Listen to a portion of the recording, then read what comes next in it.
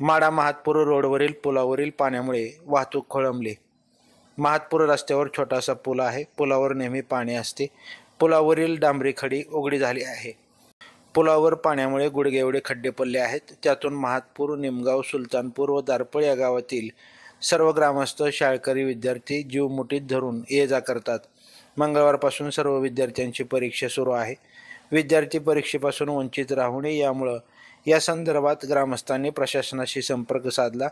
प्रशासनाने पाणी कमी करण्यासंदर्भात सूचना दिल्या आहेत, असा निरोप फोनद्वारे ग्रामस्थांना दिला आहे।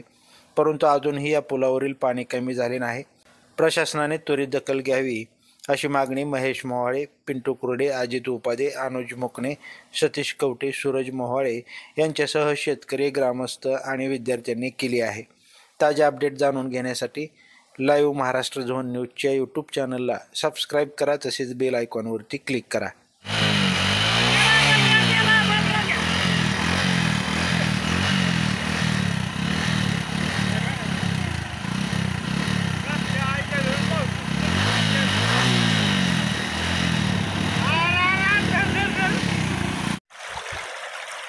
नमस्कार, आम्ही महापूरचे शेतकरी 3 महिने झाले आम्ही या पुलातून जीव डोक्यात घालून जा करतोय। लहान मुलं, विद्यार्थी रोज येतात। या एवढ्या पाण्यातून यावं लागतंय। प्रशासनाला 3 महिने झालं वारंवार सांगून देखील प्रशासन कुठल्याही लक्ष देत नाही।